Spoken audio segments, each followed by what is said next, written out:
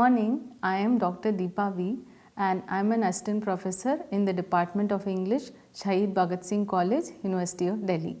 So today's topic is, as you see, it is on gender and language. Now, what are these two words mean? What do these two words mean? For example, is there a relationship between gender and language, right? So if so, how does gender influence language and how language becomes gender specific?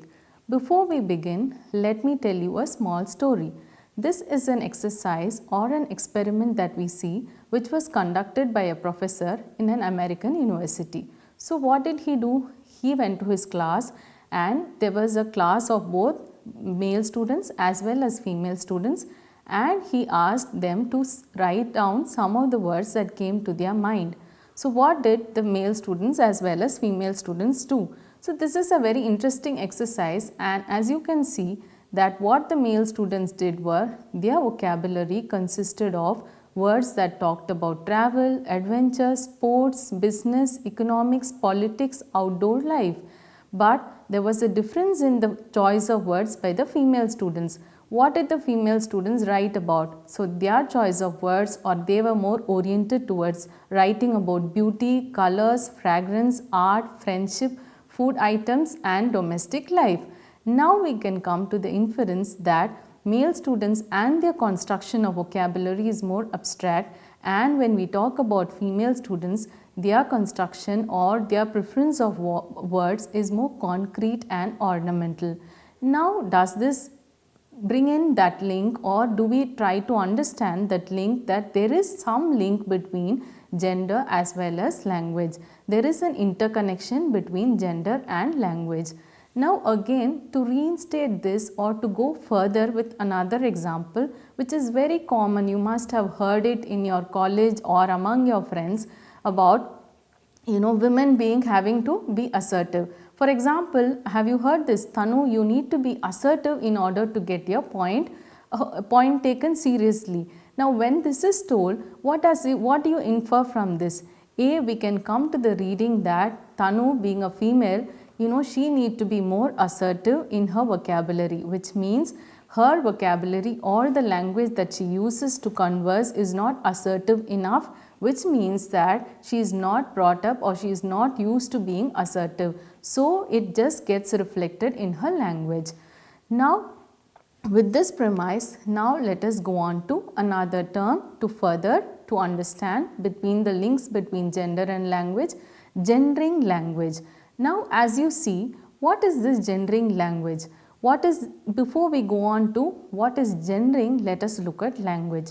So when you talk about language, what do we know? We know that there are two forms, and one is oral and the other one is written form. So when I talk to you about oral form, how do we understand again, or what is the purpose of using the language? We use it for conversation, which means there is a dialogue which is more conversational. As well as when you talk about language being in the written form, it is used for the purpose of reading as well as writing.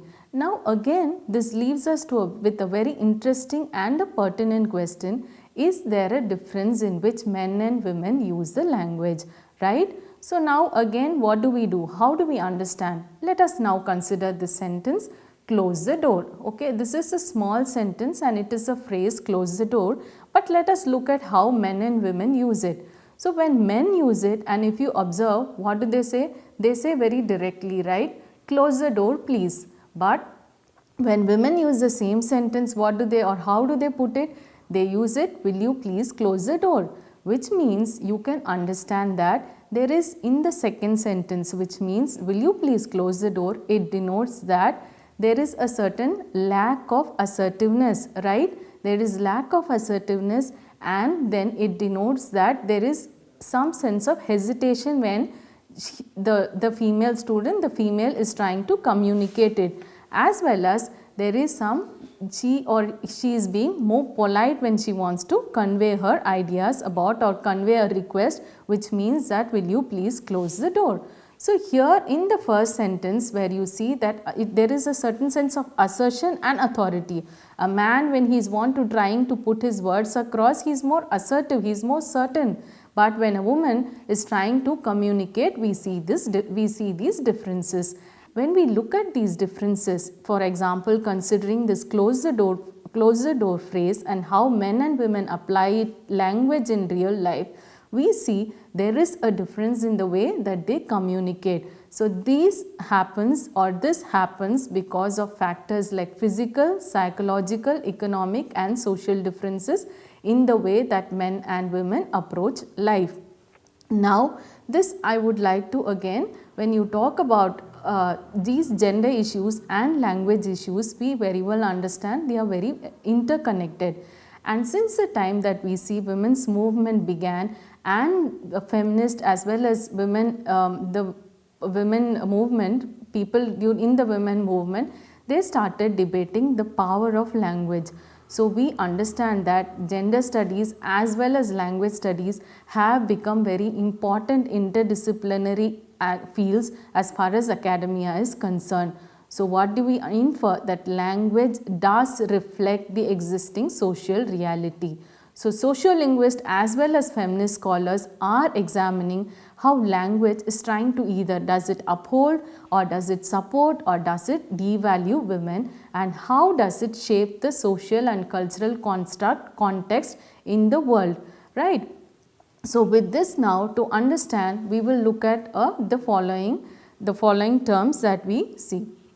Right. First of all, let us begin with this term. So what is the first term that we look at, or how do we understand this, going on to find out the difference or the relationship between language as well as gender is that.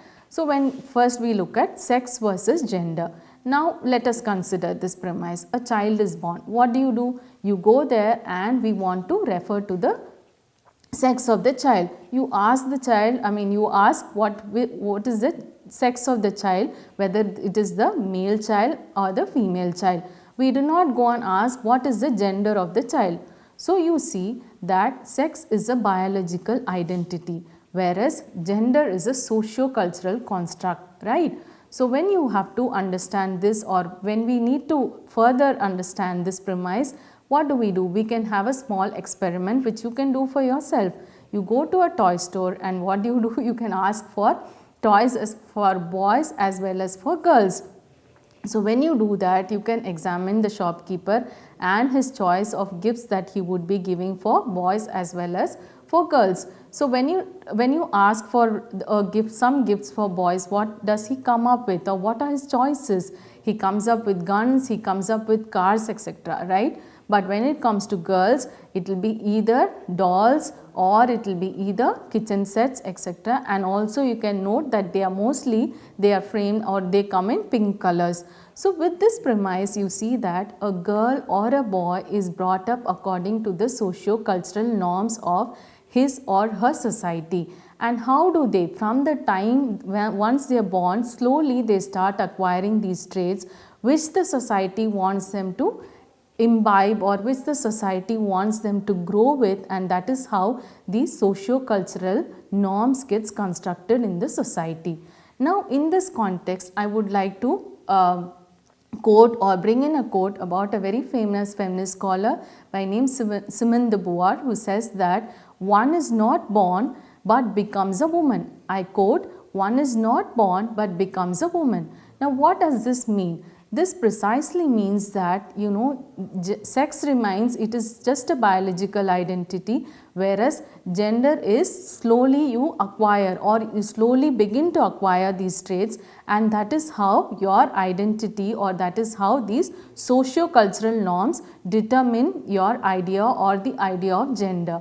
So idea of gender is it's not a constant thing. It keeps on changing as much as in relation to how the society is.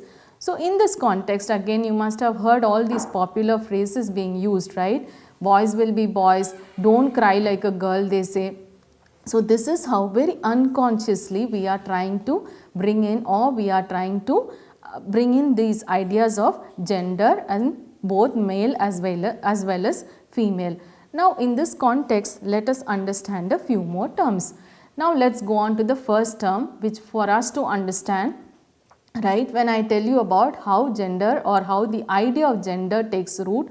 So we see that easily these categories get formed between male as well as female, or boys as well as girls. So slowly the male child is expected to be strong, the male child is expected to be brave, whereas the female child is expected to be very docile. So likewise these gender boundaries get set and they keep changing within time. So you can see that, imagine like 100 years ago, men were not wearing earrings or women were not wearing jeans, and especially men were not coming out for work, they were not driving planes, but that is not the case right now we see today. So these gender boundaries also keep evolving with time, though over a period of time they keep changing as the society keeps changing.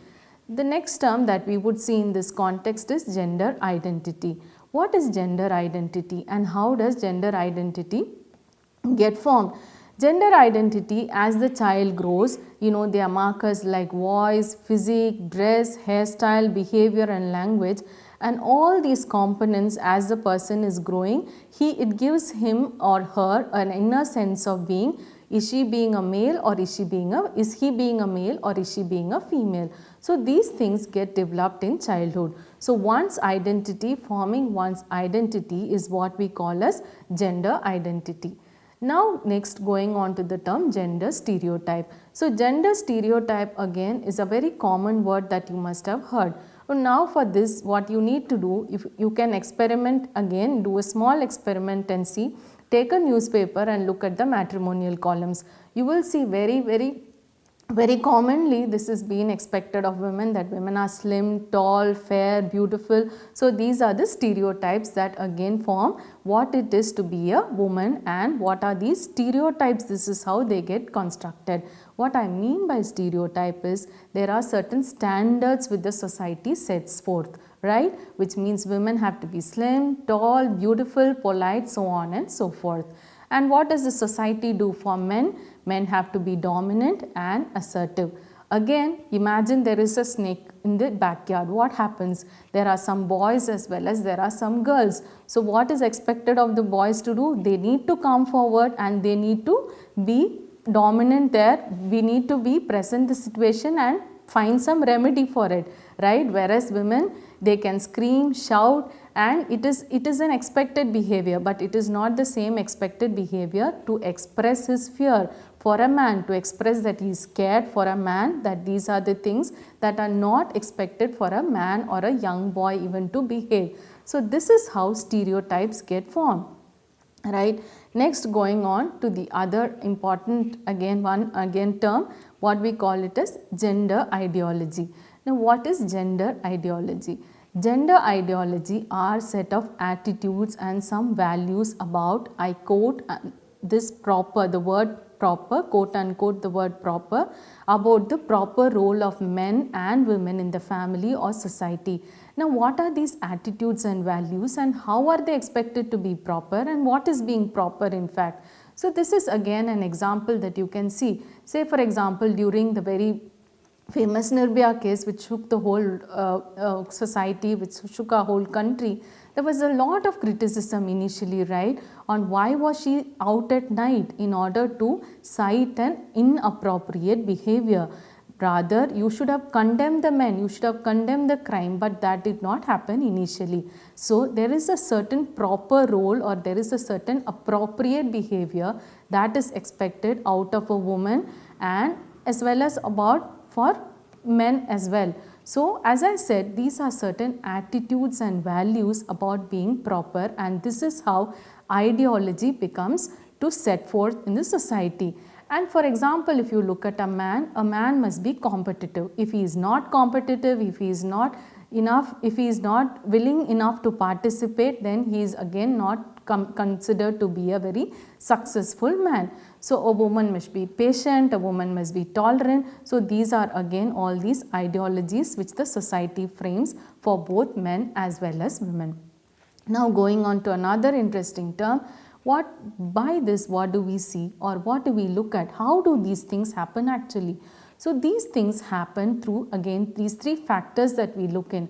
One is physical, another one is psychological, and another one is personality. So these are the traits slowly men as well as women acquire, and these are the traits that appropriate being what is being quote unquote being male as well as female.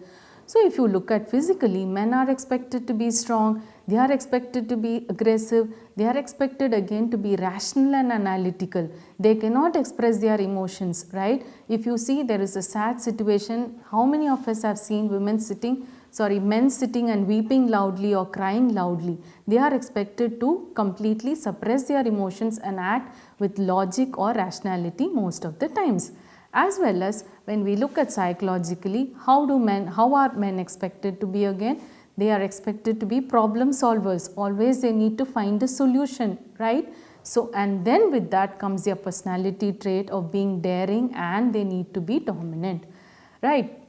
And now when we talk about women, women are again, when you talk about the physique of women, the accepted norms or the accepted standards would be they are small, petite and pretty. So these are again the traits that define or that qualify to be a female.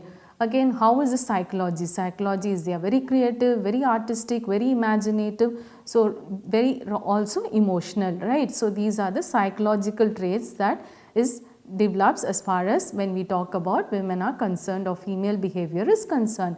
Now when we talk about personality, what do we see as far as women are concerned is, since consequently always they are dealing with community and always they are dealing with others, so we see their language becomes more conciliatory, there is more empathy, sympathy in their language, there is more affection in their language, there is more docility in their language, and there is a lot of unassertiveness, which means that kindness gets to mark their personality. So this is how we see the personality, psychology as well as the physical traits as far as male and female are concerned. Now we see, is there now again coming on to the same debate about do men and women use language differently? Is there a difference in both men and women speak, in the way they converse, in their dialogues, etc.? So when we talk about the social and cultural norms, how does language mirror or how does language transmit these differences? So these gender differences are marked in various ways. Say for example, when we talk about do women and men speak different languages, what is the answer that we get? The answer is both yes as well as a no. No, because it's the same language we speak, right? For example, take English. Both men speak English as well as women speak English. In this case, when we see, because their phrases, expressions, intonations, they are so different, right? And they appear to be speaking different languages. And when we look at, for example, this book on Language, Its Nature by Otto Jespersen, what is the name of the book by means its nature, development and origin. What do we understand is that he observes that men have different expressions which are very peculiar to them, but women understand them but they do not use, as well as on the other hand women have words and phrases which men know but they never use, fear of being scorned at or being mocked at. So this is the reason that we see language of men and women appear to be very different.